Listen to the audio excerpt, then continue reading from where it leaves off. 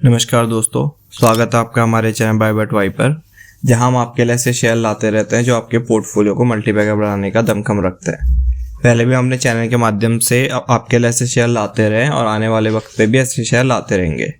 तो इसी प्रकार के शेयर्स का अपडेट जानने और हमें कुछ मोटिवेशन प्रदान करने के लिए हमारे चैनल को सब्सक्राइब करिए।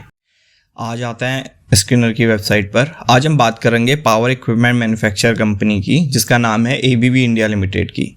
तो कंपनी करती क्या है? कंपनी अपनी सर्विसेज प्रोवाइड करती है इंजीनियरिंग प्रोडक्ट सोल्यूशन के एरियाज़ में, जो कि ऑटोमेशन एंड पावर टेक्नोलॉजी पे काम करती है। कंपनी के प्रोडक्ट पोर्टफोलियो की बात करें तो इलेक्ट्रिफिकेशन से जो कंपनी का रेवेन्यू आता है 49% का बिजनेस सेगमेंट इस सेक्टर से इनका जनरेट होता है, जिसमें इसके डिजिटल सोल्यूशंस रहते हैं, सर्विसेज फॉर सस्टेनेबल इलेक्ट्रिफिकेशन रहते हैं, जिसमें कि बात करें लो एंड मीडियम वोल्टेज सिस्टम ये प्रोवाइड करती है, ईवी इंफ्रास्ट्रक्चर रहता है, सोलर इन्वर्टर्स रहते हैं, स्विच गेयर्स और ऑटोमेशन, ये सब इनके इलेक्ट्रिफिकेशंस में आते हैं, जिस सेगमेंट से इनका सबसे ज़्यादा 49% का बिजनेस आता है। इसके बात करें दूसरे वर्टेक्स की तो मोशन से इसका 36% का बिजनेस आता है।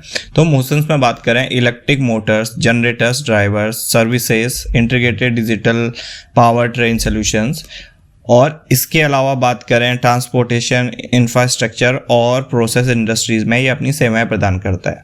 ऑटोमेशन एंड अदर्स जो सेगमेंट है उससे इसका 15% का बिजनेस आता है, जिसमें इसकी automation, electrification, digital technology, control system, software, advance services, measurement, analytics और मरीन सोल्यूशन, ऐसे कुछ अन्य प्रोडक्ट भी शामिल हैं। कंपनी एक लार्ज कैप कैटेगरी की कंपनी है। अब मार्केट पोजीशन की बात करी जाए तो कंपनी की रैंक 3rd है इलेक्ट्रिकल्स में और इलेक्ट्रॉनिक सेक्टर में, और रैंक 9 इसकी जो है वो अक्रॉस इंडस्ट्री है, जो कि इंडिया के मोस्ट सस्टेनेबल कंपनीज है। और बात करें वर्ल्ड की लार्जेस्ट सप्लायर है ड्राइवर्स एंड मोटर्स में, जो कि, और इसके अलावा ये 2nd नंबर पे पोजीशन ऑटोमेशन मार्केट में होल्ड करती है। तो कंपनी बहुत बेहतरीन है, लार्ज कैप कैटेगरी कंपनी है और मार्केट में टॉप पोजीशन पे ये कंपनी का बिजनेस रहता है। अब रेवेन्यू मिक्स की बात करें तो प्रोडक्ट से ये कंपनी 81% का रेवेन्यू जनरेट करती है। उसके अलावा सर्विस से 12% का रेवेन्यू जनरेट करती है और प्रोजेक्ट से 7% का रेवेन्यू जनरेट करती है। और बाई चैनल्स की बात करी जाए तो अगर पार्टनर के सारे डीलरशिप करती है तो उसमें 48% का, एंड यूज़र से 30% का बिजनेस, OEM से 12% और EP से 10%। अब बात करते हैं इसके जोग्राफिकल वाइज बिजनेस की। डोमेस्टिक 89% का बिजनेस है और 11% का इसका एक्सपोर्ट भी है। कंपनी के नेटवर्क की बात करें 28 सेल्स ऑफिस हैं और 750 से ज़्यादा इसके पार्टनर्स हैं। तो 30 से ज़्यादा कंट्रीज़ में एक्सपोर्ट भी करता है। ऑर्डर बुक की बात करी जाए तो कंपनी पे 2026 के जो Q1 पे ऑर्डर बुक था वो 11,094 करोड़ का क्वार्टर बुक था। तो इससे पहले वाले क्वार्टर में बात करी जाए तो 9,504 करोड़ का क्वार्टर ऑर्डर बुक था और अभी थोड़ा 2,000 करोड़ का ऑर्डर बुक बढ़ चुका है। इसके अलावा इसका 4,280 करोड़ का जो ऑर्डर बुक हुआ है वो इसको Q1 अभी लास्ट कुछ मंथ्स में ही मिला हुआ है। तो कंपनी ने एक नया low voltage switch gear platform जिसका नाम R2 फॉर्मूला है वो लॉन्च किया है। और मैन्युफैक्चरिंग फैसिलिटी की बात करी जाए तो कंपनी की 25 से ज़्यादा सॉफ्ट फ्लोर हैं, 6 मैन्युफैक्चरिंग लोकेशन इंडिया में। इसके अलावा इसका एक्सपेंशन प्लान भी बहुत ज़बरदस्त है। उसके लिए R&D वगैरह सब इनका चल रहा है, तो जिसमें हैदराबाद और बेंगलुरु की मार्केट में ये मेक इन इंडिया के तहत अपना बिजनेस एक्सपेंड करेंगे। तो कंपनी का बिजनेस बहुत बेहतरीन है, बहुत अच्छे सेगमेंट की कंपनी है और एक लार्ज कैप कैटेगरी की वेल एस्टेब्लिश कंपनी है। अब बात करें कंपनी की मार्केट कैप की, 1,42,401 करोड़ की कंपनी है। 1,42,401 करोड़। करंट प्राइस की बात करी जाए तो 6,719 का कंपनी का अभी करंट प्राइस आपको देखने को मिलेगा, जो कि अपनी बुक वैल्यू 370 से 20 गुना के अराउंड महंगे वैल्यूशन पे है। अब यहाँ पे हमें दिखता है कि इसका वैल्यूशन तो बहुत महंगा है जी, ऑब्वियस सी बात है भी महंगा। तो ऐसे शेयर हमको रडार पे ज़रूर रखने हैं। बट आप हमें एक ऐसी वैल्यूएशन पे किसी भी कंपनी में इन्वेस्ट करना है या तो उसमें फ्यूचर पोटेंशियल इतना अच्छा हो कि हाँ भाई किसी भी वैल्यूएशन पे वो जस्टिफाई हो सके। होता है ना, जैसे अभी हम कहीं सपोज ज़मीन लेने जाते हैं तो एक हम ऐसी जगह पे ज़मीन लेते हैं जहाँ की लोगों की रीच नहीं है, तो मतलब एक पड़ी हुई है तो उसकी वैल्यूएशन कभी आपको बढ़ती हुई नहीं दिखेगी। आज भी सपोज वो ज़मीन 2 लाख में बिक रही है तो आने वाले हो सकता है 4-5 साल तक वो 2 लाख में ही बिके। लेकिन अभी आप बहुत वेल स्टेब्लिश जगह जाओगे, बड़ी सिटीज़ में जाओगे, वहाँ जो ज़मीन आज 2 लाख में बिकेगी वो कल 10 लाख भी पहुँच सकती है। तो ऐसा ही शेयर्स मार्केट के साथ भी जितनी उसकी डिमांड होगी शेयर्स की, लोग को जितना अच्छा शेयर लगेगा तो उस पर अपनी पोजीशन वो बना के ही बैठेंगे और अपनी इसलिए अपनी बुक वैल्यू से बहुत हाई वैल्यूएशन पे वो कंपनी ट्रेड करा करेगी। वही इस कंपनी के साथ भी है, 20 गुना हाई वैल्यूएशन पे भी ये कंपनी ट्रेड करते हुए दिख रही है। डिविडेंड यील्ड की बात करें, बहुत कम डिविडेंड दिया है 0.59% का, क्योंकि इसकी फेस वैल्यू केवल 2 की है। 6,700 करोड़ की 6,719 रुपये का इसका करंट प्राइस है, उसमें केवल 2 रुपये के हिसाब से ये अपनी फेस वैल्यू पे 0.59% का डिविडेंड देती है। तो डिविडेंड मिनिमम सा है और स्टॉक भी बहुत महंगे वैल्यूएशन पे अभी हमें देखने को मिल रहा है, जो कि 93.5 पे अभी है। बहुत हाई वैल्यूएशन मैं कह रहा हूँ इस कंपनी की अभी भी है। तो क्या आने वाले आंकड़े इसकी वैल्यूएशन को जस्टिफाई करते हैं? चलिए देखते हैं। ROC की बात करें तो 29.9%, ROE 22.4%। तो ROE दोनों एक बेहतरीन ठीक ठाक लेवल पे भी आपको देखने को मिलेंगे, ना कोई ऐसा एग्रेसिव है ना ऐसे जो ज़्यादा कम है। तो एक बेहतरीन ROE है, क्योंकि company large cap category company है तो उस हिसाब से अच्छा खासा ROC और ROE ने मेंटेन करके रखा है। आने वाले वक्त पे आपको इस कंपनी में बोनस भी दिखाई दे सकते हैं मिलते हुए। प्रोस की बात करें, कंपनी डेट फ्री कंपनी है लगभग और अच्छा प्रॉफिट ग्रोथ इसने लास्ट के 5 साल में दिया है, जो कि 57.1% कंपाउंडेड एनुअल ग्रोथ रेट से हर साल बहुत बेहतरीन तरीके से अपने प्रॉफिट को बढ़ाते ही जा रही है। डिविडेंड की बात करें 50% का डिविडेंड, हालांकि इसका फेस वैल्यू कम है तो डिविडेंड ऐसा कुछ ज़्यादा मिल नहीं रहा है। तो अब बात करते हैं कॉन्स की। हाई वैल्यूएशन पे कंपनी ट्रेड कर रही है, जो कि 18.2 टाइम्स अपने बुक वैल्यू से अभी आपको ट्रेड करने को मिल रही है। अभी इसके अर्निंग्स में थोड़ी बहुत अदर इनकम्स भी है, जो कि 1,814 करोड़ की अदर इनकम इनको मिली हुई है। साल दर साल रिजल्ट की बात करते हैं, 2014 से हम बात करेंगे। 2014 में कंपनी की सेल 7,730 करोड़ हुआ करती थी, पूरे साल में 7,730 करोड़ की सेल्स थी।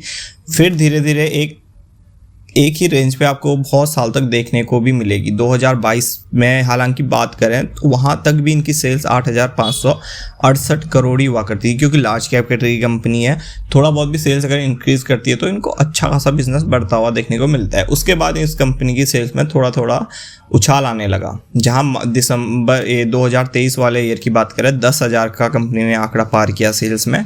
फिर मार्च 2024 में 12,000 का आंकड़ा पार किया, फिर 2025 में 13,000। तो इसीलिए पिछले कुछ 3-4 साल से कंपनी अपने सेल्स में काफ़ी अच्छा इम्प्रूवमेंट करते आ रही है। 3-4 साल से हर साल 1,000 के उससे सेल्स बढ़ते जा रही है। और अभी भी बात करें TTM तक कंपनी की सेल्स 13,000 पहुँच चुकी है। तो बहुत बेहतरीन कंपनी सेल्स बढ़ाते जा रही है। हालांकि पिछले कुछ सालों तो बहुत स्टेबल रही थी, 2014 से 2022 तक का बोले हैं, तो उसके बाद लेकिन कंपनी ने अच्छी खासी सेल्स को एक्सपेंड किया है। अब बात करते हैं क्या कंपनी सेल्स बढ़ा रही है तो ऑपरेटिंग प्रॉफिट मार्जिन भी बढ़ा रही है। आइए देखते हैं।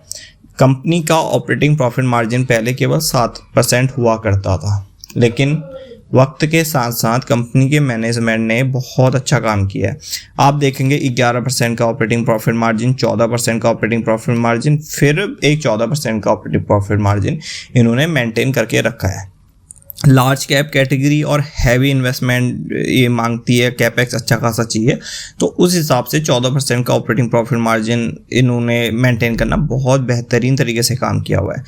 अब बात करते हैं नेट प्रॉफिट की। 229 करोड़ का नेट प्रॉफिट जो 2014 में हुआ करता था, धीरे धीरे बढ़ते बढ़ते आज 2977 करोड़ पे पहुंच चुका है। तो नेट प्रॉफिट में ग्रोथ बोले तो 10 साल में 10 गुना ग्रोथ आपको देखने को मिलेगी 10-11 सालों में। और EPS की बात करें, अर्निंग पर शेयर जो केवल 10 की हुआ करती थी मार्च 2014 में, आज आपको उससे 14 गुना ऊपर दिखेगी, 140 पे पहुँच चुकी है। हालांकि इसमें थोड़ी बहुत अदर इनकम भी है इस साल वाले क्वार्टर में, तो आप थोड़ा बहुत इसको भी संज्ञान में रख सकते हैं। लेकिन अभी भी इनका साल पूरा नहीं हुआ है, अभी 2 क्वार्टर का रिजल्ट और आना है, उस हिसाब से इन्होंने अच्छे खासे रिजल्ट दिए हैं। तो ये तो था कंपनी का कुछ प्रॉफिट एज लॉस। बहुत अच्छी तरीके से इन्होंने कुछ सालों में बढ़ाया है अपना प्रॉफिट और अपना बिजनेस। कंपाउंड सेल्स ग्रोथ की बात करें 10 साल में आपको बहुत ही निगेटिव दिखेगी, 5% की केवल कंपाउंडेड सेल्स ग्रोथ, लेकिन 5 साल और 3 साल में बेहतरीन तरीके से आपको इसकी कंपाउंड सेल्स ग्रोथ देखने को मिलेगी। 5 साल में 18% की कंपाउंडेड सेल्स ग्रोथ है, वहीं 3 साल में 16% की, और TTM में भी बहुत अच्छी सेल्स ग्रोथ आपको देखने को मिलेगी 8% की। तो कंपाउंडेड प्रॉफिट ग्रोथ की बात करी जाए 19% की 10 साल में बेहतरीन, 5 साल में तो बहुत बेहतरीन काम किया है कंपनी ने, 57% का कंपाउंडेड प्रॉफिट ग्रोथ आपको देखने को मिलेगा, 3 साल में 30% और अभी निगेटिव में है। आइए, क्या कंपनी के स्टॉक ने भी ऐसा ही परफॉर्म किया जैसे इसकी प्रॉफिट ग्रोथ ने परफॉर्म किया?